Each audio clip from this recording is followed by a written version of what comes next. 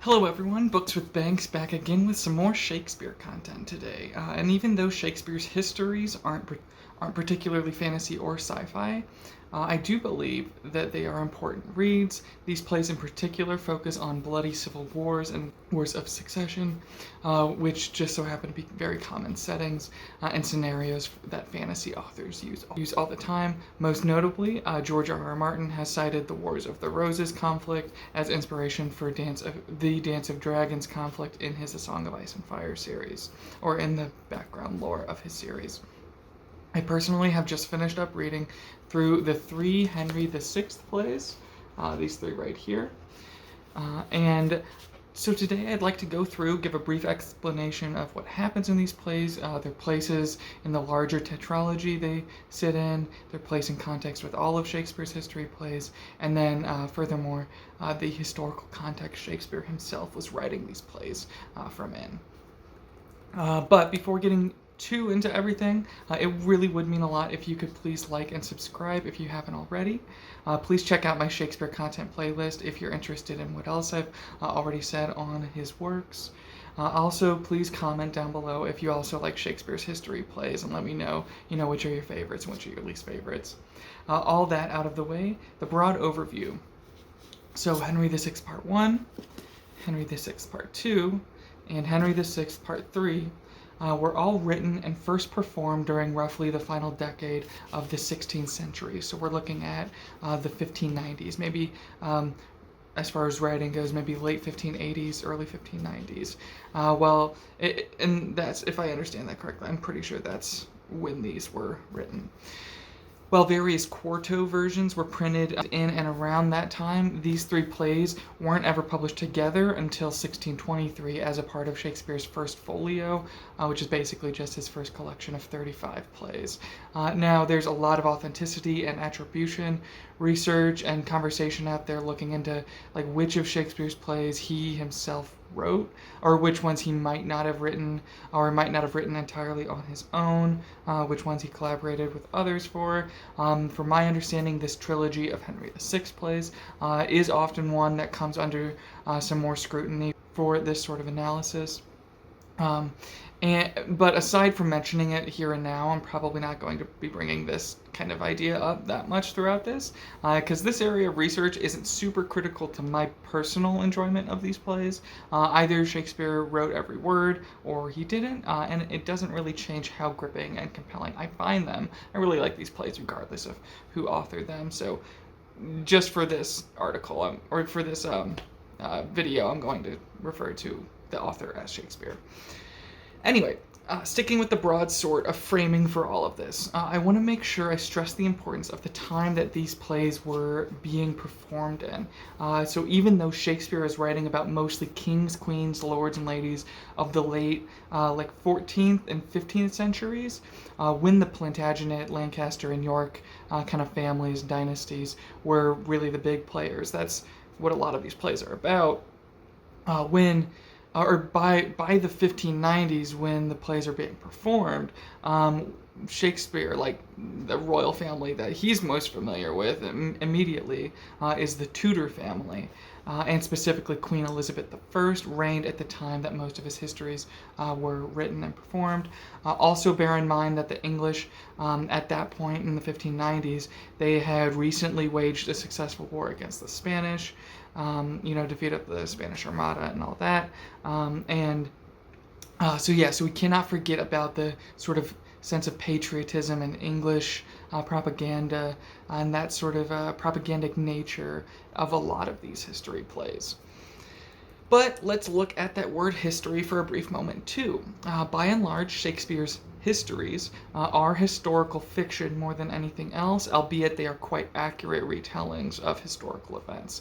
Now, he apparently learned all about the 100 Years' War and the Wars of the Roses, these being the main two conflicts that at least 8 of his 10 histories cover. Apparently, he learned about those conflicts by studying and reading up on his history with like actual more like academic research historical texts. These included things like Edward Hall's Union of the Two Noble and Illustrious Families of Lancaster and York, published in 1548, and then Raphael Holinshed's Chronicles of England, Scotland, and Ireland, and that was published in 1587.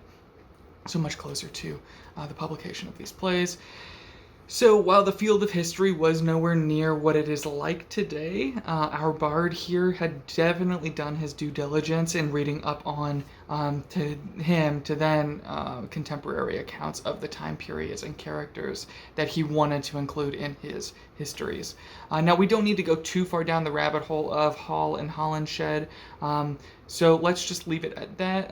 Trust me though, these plays read much more like really compelling historical fiction than they do like some kind of academically researched history play or history narrative. They don't read like a textbook, they read like a drama, like a tragedy. Moving on though, to what the histories are and what material they cover. So 10 of Shakespeare's works can be categorized as histories, or at least the same 10 often are categorized as such in his collected works. A more accurate categorization might be Histories of England, all 10 taking place within the previous 4 centuries of English history leading up to when Shakespeare was alive and well. Because of course, I guess the distinction of calling them English history plays is important because you also have some other kind of Roman historical fiction plays that Shakespeare wrote. You know, things like Julius Caesar and Antony and Cleopatra, but those are typically not listed among the histories. 8 of Shakespeare's histories comprise a series that flows very nicely, one play into the next, from the rise of the Lancaster dynasty through the end of the war, or through the end of the Hundred Years' War and into the Wars of the Roses. And then there are 2 kind of outlier history plays outside of that main 8. Those 2 are King John, which covers the reign of the infamous King John from centuries before the Hundred Years' War began. And then you have Henry VIII, which is about the Queen Elizabeth's father. So we're in the early 13th century and the early era of the Plantagenet royal dynasty with King John, but then we're kind of as recent, extremely recent, as the first half of the 16th century with Henry VIII, long past the Plantagenet Lancaster dynasties. And now in the Tudor dynasties, and now we're in the Tudor era. So you have these 2 plays, King John and Henry VIII, that basically bookend the main conflicts that make up the 8 other plays, or the other 2 tetralogies. One more often of these tetralogies, one of them more often than the other, getting the title The Henriad. So what makes this slightly more complicated is that Shakespeare wrote and had performed the chronologically later Wars of the Roses set of 4 plays.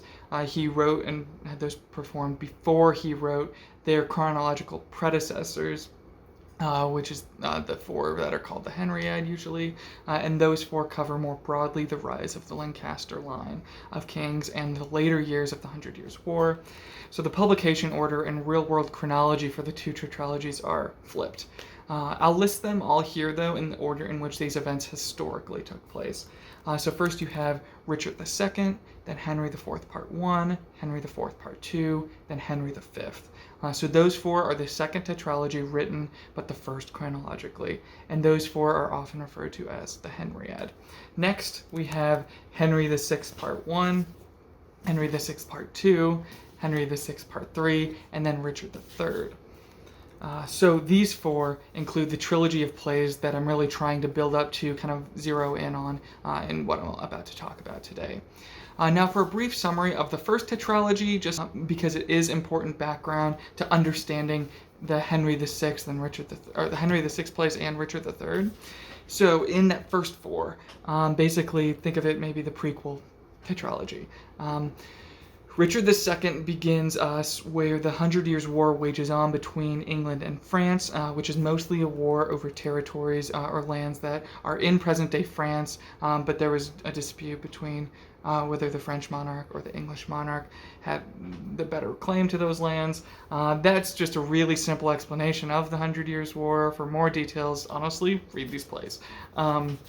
But in Richard II, the young king, he's considered a weak king on one hand, and then he's considered a tyrant on the other hand, and he is overthrown by his cousin Henry Bolingbroke. Richard II is still my favorite of all these history plays, but I'll make probably a separate video someday about that.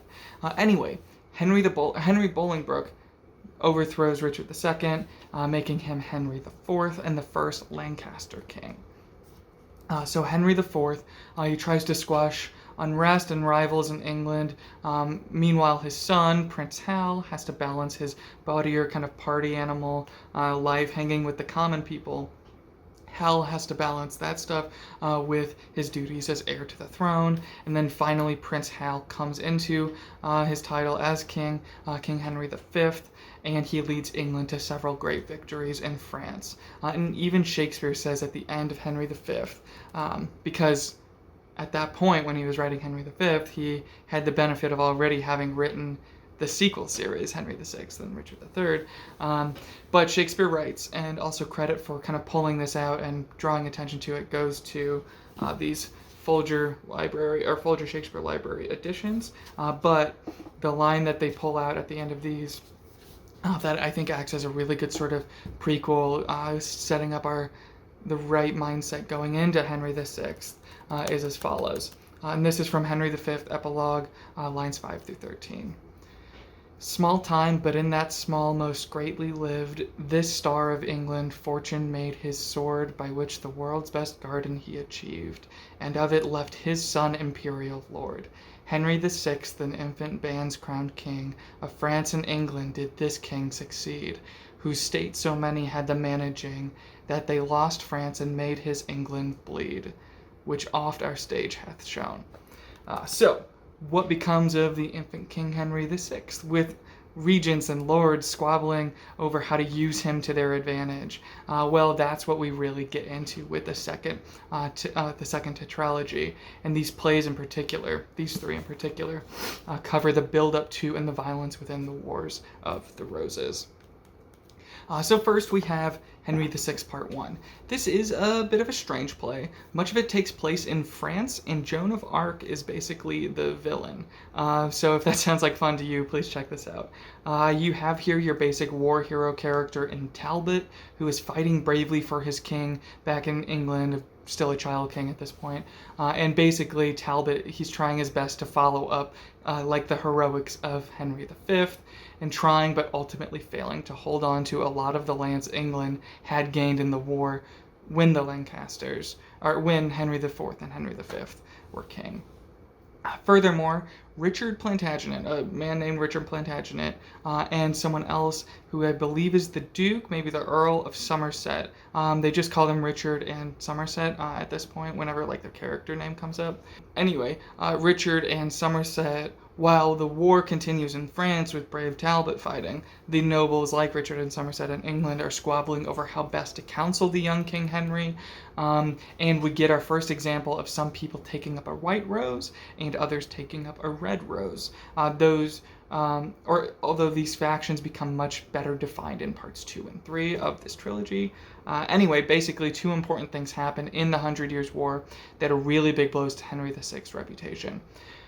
First, all of the dukes and lords are arguing over how to serve the king and trying to outdo one another and trying to make each other look bad, that they get way too caught up in their own arguments and they fail to send help and send their soldiers to help the brave Talbot in time. So Talbot dies and loses his final battle, and of course the lords are all blaming each other for failing to send help in time, when really it was really just everyone's fault. The second big thing that happens here is that a character who comes to be known as the Duke of Suffolk, this man arranges a sudden wedding between the Lady Margaret and his King Henry VI.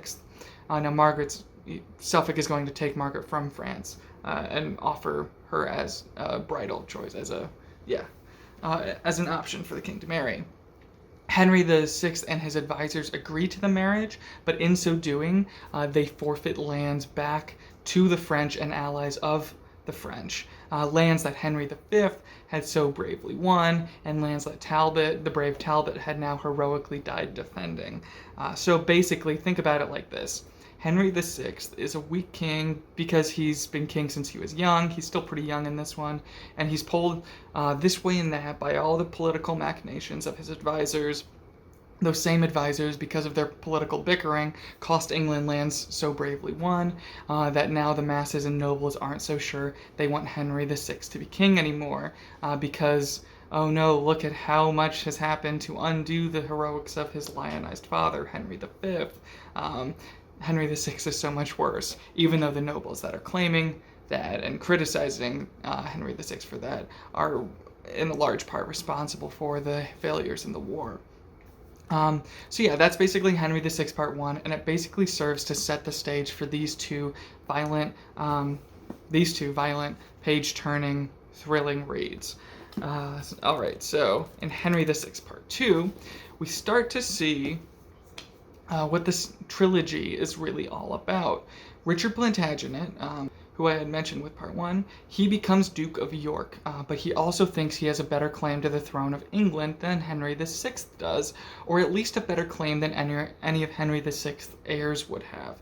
So York starts to build his political faction around himself, and he starts to scheme his best path to the throne. In short, and it is a little complicated, but Edward III was the uncontested Plantagenet monarch way before, like, Richard II. His eldest son, Edward, died, but Edward's son was Richard II. So Richard II's cousin, Henry Bolingbroke, who became Henry IV, led a revolt and replaced his cousin Richard II. And he was yet another of Edward III's grandsons. So Richard II and Henry IV are both grandsons of Edward III. I might try and throw up a family tree here to make it make a little more sense. Richard II was a grandson descending from the first son of Edward III. Henry IV was a grandson descending from the third son of Henry III, a man named John of Gaunt. So the Lancasters ruled, and it is hard to deny the popularity of especially Henry V, becoming a war hero and whatnot. There's no real swaying people against the Lancasters during the Henry V rule. But then, with the young and seemingly weaker Henry VI, this is a much better opportunity for someone like Richard Plantagenet, Duke of York, to step in and pull up the family tree and say, hey, no, Henry VI is descended from Edward III's third son, whereas I am descended from Edward III's second son. No matter how disgraced some of those relatives along that second branch of the family tree might have been, I still have a better claim to the throne than descendant of Edward III's third son. So there we get at the heart of it, really, where those who think Lancasters have a better claim wear the red rose and support King Henry VI, and those who think York and the Plantagenets have a better claim, they wear the white rose. Again, there's some other stuff going on there that makes things a little bit more complicated, but that's the gist of it. I wanted to bring this lineage debate up because of the best bit of dark comedy in the whole series. Basically, Richard, Duke of York, who I'll just call York from now on. York leaves to gain glory and amass an army by fighting for Henry VI in Ireland, but really what he's doing over there is building a large military following. Meanwhile, he's set kind of this fire in the heart of a young, rebellious kind of man of the people named Jack Cade. And so this Jack Cade leads a peasant revolt, a peasant uprising that basically targets, Cade is basically targeting all the rich, all the intellectuals. And in the midst of Jack Cade's kind of nonsensical and hilariously stirring speeches and battle cries to the masses, in the midst of all of that, Jack Cade gives it, I think, a brilliant mockery mocking kind of monologue about how he just might, in some way, shape, or form, also have a claim to the throne. And I think Shakespeare's brilliantly using this to really undercut anything possibly noble or respectable about the nobility fighting for the throne, or at least for favor of the king, when the common masses can make similar arguments, and it's all just needless needless rationalizing for warfare, needless justification to try and get yourself in better position to inherit the throne. Anyway, one more note on Henry VI Part 2. People are dying left and right in this play, and this doesn't let up from now until the end of the trilogy. It is a bloody, bloody conflict. Also, I didn't give a spoiler warning earlier on in the video because, well, frankly, these plays are really old, right? But also, I feel like the public's taste for plot twists and fear of spoilers might not have been exactly what we see today. So kind of for a quick example of what I mean, here's one of the titles this middle play was labeled with at the time. Let's see, where is it? Okay. This is a title of a version that was printed first in 1594, so not part of that first folio that came a few decades later. The title, Henry VI Part 2. This is what it was printed as. The first part of the contention betwixt the two famous houses of York and Lancaster, with the death of the good Duke Humphrey, and the banishment and death of the Duke of Suffolk, and the tragical end of the proud Cardinal of Winchester, and the notable rebellion of Jack Cade, and the Duke of York's first claim unto the crown. So yeah, a bit of a mouthful. And that basically says it all. It gives everything away. Anyway, moving on to Henry VI Part 3. Whereas Part 1 is how things start to go wrong in France and hints of how pro or anti-Lancaster feelings are born, and Part 2 is the more radical factionalization and the getting rid of anyone standing in the way of full-out war. Then all that's really left to happen in Part 3 is the whole bloody war itself. So the main conflict here begins on the same note Part 2 left off on, with York and the White Roses versus Henry VI and the Red Roses. But really, other lords and Queen Margaret are in charge of things on the Red Rose side of the king.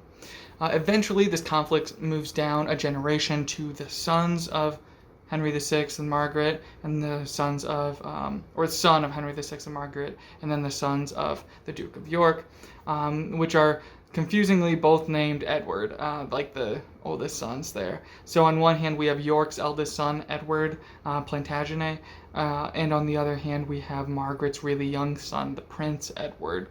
I will say I felt that at least in the text itself, Shakespeare made it easy enough to tell the two Edwards apart, and I'm sure any good stage production or adaptation could do even more to distinguish these two claimants to the throne.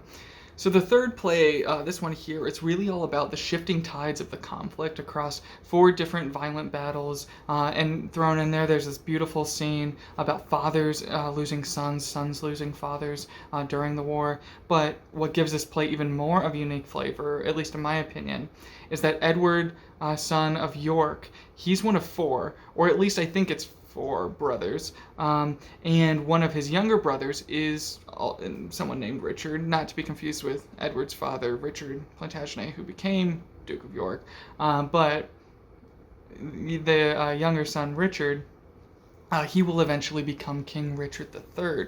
And Shakespeare gives young Richard Crookback here plenty of monologues and asides to just totally chew up the scenery. But how much more violent he is amidst all the bloodshed, and like compared to his brothers, how much more violent he is pretty darkly hilarious at times. For example, one of the very first scenes in this play, you see the other brothers showing the blood on their swords from such lords and supporters of Henry VI. So it basically goes, and this is rough paraphrasing, but it's like, this is the blood on my sword of so and so who I nobly slain here, and then another brother goes, and this is the blood of a different so and so also nobly slain, also on my sword here. And then Richard just walks up and he holds up a severed head and he says something about it as if it's the same thing and it's not just totally more extreme and more violent than the other ones. But yeah, that's definitely the vibe Richard, young Richard, Richard Crookback gives off here. Anyway, That's a brief description of the Henry VI trilogy on a plot level, without getting too much into who comes out victorious in the end. But now let's touch on just a couple themes and my overall takeaway from these plays. So I think one interpretation of these plays could easily be a patriotic one. Something like that King Henry V was the noblest hero monarch of England, and present-day England and its leaders should aspire to that same place.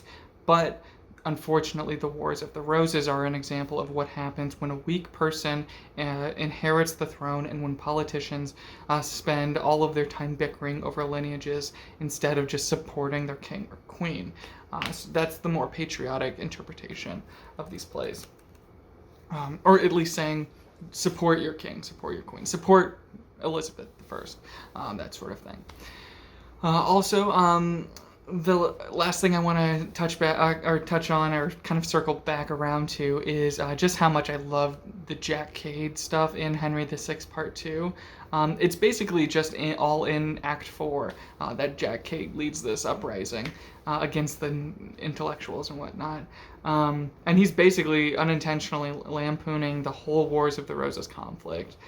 Shakespeare seems to be suggesting that the rationalizing of violence that happens amongst the higher classes is no less absurd, no less ridiculous than the rationalizing that Jack Cade goes through.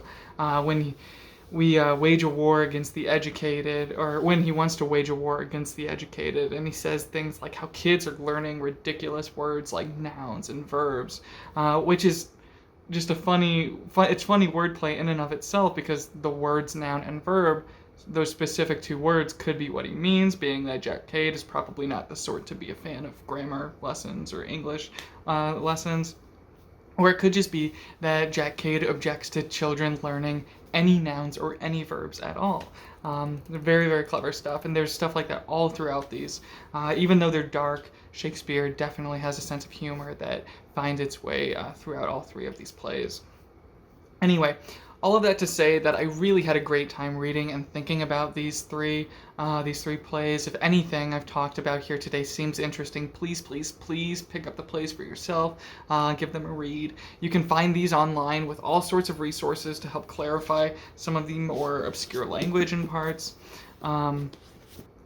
I've been reading the Folger Shakespeare Library editions. These all offer some great front matter and like appendices and whatnot. Each of these plays actually has in the back of it a modern perspective essay. It's been a minute since I read the one for Henry VI, Part 1. This one was written by Phyllis Racken, so I can't comment too much on that. I don't want to summarize it or misquote it or anything, but I will say that the one at the end of Part 2, this was written by Nina Levine. This kind of conclusion essay really focuses on how tragic and comically violent this whole trilogy gets. And then the modern perspective essay after Part 3, this was written by Randall Martin. And this is all about how cultural attitudes towards war and the glorification of violence have lent several different interpretations of the title character Henry VI throughout the centuries since it was first performed.